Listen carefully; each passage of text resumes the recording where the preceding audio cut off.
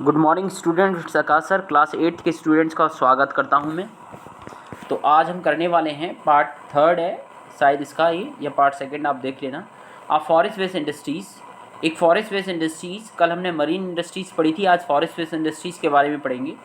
अब forest waste industries uses forest produce, क्या करते हैं फॉरेस्ट वेस्ट इंडस्ट्रीज़ में जो फॉरेस्ट प्रोड्यूस होते हैं, ठीक है, जो लकड़ी के जो प्रोड्यूस होते हैं, उत्पादन होते हैं, उनका यूज करते हैं और एज अ रॉ मटेरियल यानी कच्चे माल के रूप में, ठीक है। एग्जांपल्स आर, इसको ज़्यादा समझाने की जरूरत नहीं है। फॉरेस्ट वेस्ट इंडस्ट्रीज में आपको पता है क्या क्या यूज़ करते हैं। Example are paper industries and furniture industries. Paper industries में हम पेपर जो है लकड़ी का ही तो बनता है, ठीक है, बांस की लकड़ी होती है, एंड फर्नीचर भी बनाए जाते हैं। नेक्स्ट है आपका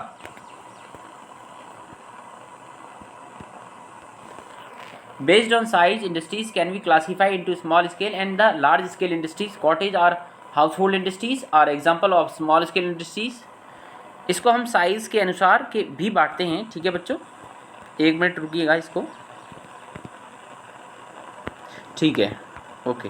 तो चलिए करते हैं। बेस्ड ऑन साइज यानी कि उसके आकार के अनुसार industries can be classified into small scale and large scale industries. Cottage और हाउसहोल्ड इंडस्ट्रीज साइज और उसके आकार के आधार पर हम उसे स्मॉल स्केल, ठीक है, और लार्ज स्केल पर भी बांटते हैं।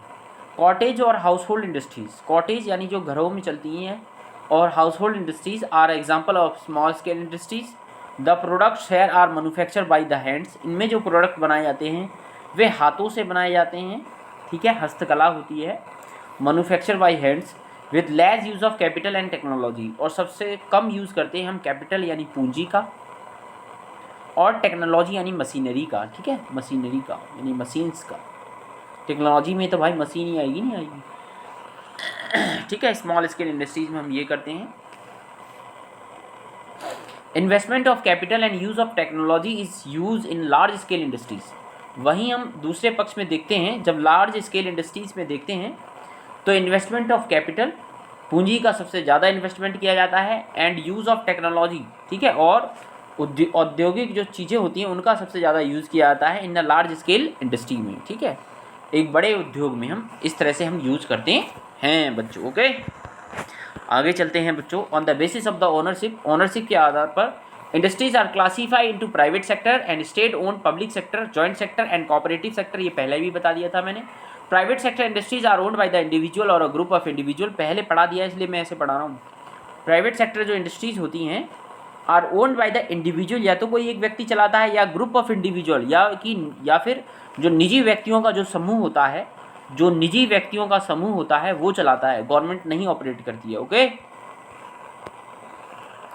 आगे चलते हैं बच्चों। Public sector company sector industries are owned by the government. Public sector जो इंडस्ट्रीज हैं वो सरकार चलाती है। Joint sector industries are owned by the operated by the state and individual.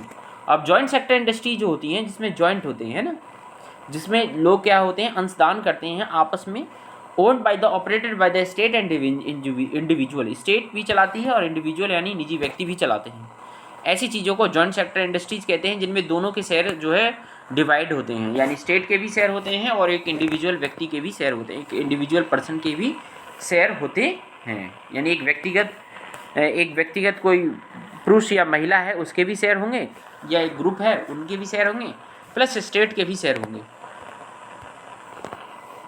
Maruti उद्योग is an example of such an industries. Very good यार। मारुति उद्योग जो है इसका एक एग्जाम्पल है, जिसमें जो है आप भी शेयर ले सकते हैं, आप भी खुद जो है मारुति कंपनी के मालिक बन सकते हैं। उसके शेयर को परचेज करिए, ऑनलाइन शेयर बिकते हैं, ट्रेडिंग करिए। You are also the owner of the Maruti company, okay. Cooperative sector industries are owned and cooperated by the producer और suppliers of raw material. Cooperative sector industries are owned by the operated by the producer, जो उत्पादक होते हैं उनके द्वारा चलाई जाती है, या फिर जो सप्लायर होते हैं। सप्लायर मतलब समझते हो ना आप, सप्लायर मतलब जो प्रदान करता होते हैं, जो चीज़ों को सप्लाई करते हैं, किसको, रॉ मटेरियल को जो सप्लाई करते हैं, या उनके द्वारा चलाई जाती है। तो वर्कर्स ऑफ बोथ एएमयूएल, वर्कर्स और बोथ, या तो वर्कर द्वारा या फिर दोनों द्वारा। अब है AMUL is one of the such industries. AMUL जो है इनमें से एक इंडस्ट्री का नाम है। आप कमेंट में एएमयूएल का फुल फॉर्म बताइए कि एएमयूएल का फुल फॉर्म क्या है, ओके। नेक्स्ट है आपका the location of industries is affected by the availability of raw material. यार इंडस्ट्री की लोकेशन ना ये इंपॉर्टेंट है, ये इंपॉर्टेंट है इस पूरे हम जो ये हमारा पार्ट है इसमें ये इंपॉर्टेंट आया है location. The location of industries is affected by the availability of raw material, यानी रॉ मटेरियल यानी कच्चे माल की उपलब्धता सबसे ज़्यादा कहाँ है, ठीक है, वो लोकेशन के आधार पर जो है निर्धारित होती है। जहाँ कच्चा माल ज़्यादा होगा वहीं पे जो है इंडस्ट्री स्थापित की जाएगी। The location of industries is affected by the availability of raw material. इसलिए जो है कोयला उद्योग सबसे ज़्यादा झारखंड में है। कहाँ पे है? झारखंड में है, क्योंकि कोयले की खान सबसे ज़्यादा है वहाँ पे। ओके। लैंड, तो रॉ मटेरियल कैसा है, लैंड ज़मीन कैसी है, वाटर की व्यवस्था है कि नहीं, पानी की, लेबर सस्ते दामों में मिलता है कि नहीं, यानी मजदूर ही नहीं रहेंगे तो इंडस्ट्रीज़ में काम कैसे होगा, कैपिटल यानी पूंजी की व्यवस्था हो पाएगी कि नहीं, ट्रांसपोर्ट फैसिलिटी कैसी है और मार्केट की बाज़ार कैसा है, ये सारी चीज़ें जो है देखी जाती हैं। And industrial system like farming process consist of inputs process and outputs. And industrial system जैसे फार्मिंग प्रोसेस में फार्मिंग प्रोसेस में कंसिस्ट ऑफ इनपुट यानी कि जो हम इनपुट देते हैं, एंड प्रोसेस एंड आउटपुट्स, इसमें इनपुट और आउटपुट को देखा जाता है। ठीक है, फार्मिंग का आपको समझाना नहीं है, मेनली आप गांव में जाते हो किस तरह से इनपुट होता है, आउटपुट यानी कि जो बाजार है वो कैसा है वो देखा जाता है। Raw material, labour and cost of land ये सब देखा जाता है। Transport, power of and other infrastructure constitute of inputs में ये सब देखा जाता है। इनपुट के ये सारे अंग आप देख लेना। Process include all activity involve in the converting the raw material to finish the products.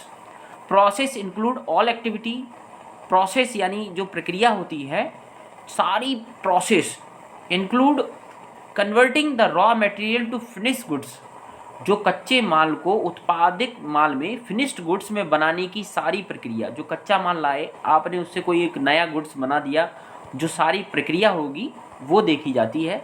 The finish products along with the income earn by its trade are outputs. The finish products, जो finish products होते हैं, along with the income, आय के साथ, earn by its trade और outputs, ये output में आते हैं। ठीक है, तो आज आपको सिर्फ इतना ही करना है। इसमें आप मेन चीज़ यहाँ से एक बार और देख लेना। And industrial system like farming process consist of inputs process and outputs process. दो प्रोसेस होती है, इनपुट एंड आउटपुट प्रोसेस।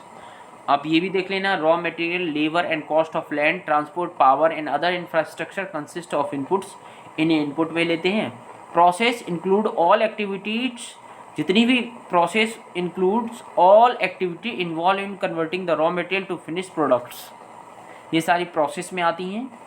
जब से कच्चे माल से तैयार माल जब बन जाता है, ये सारी प्रोसेस में आती हैं। The finish products along with the income earned by its trade are outputs, ये आउटपुट हो जाती है।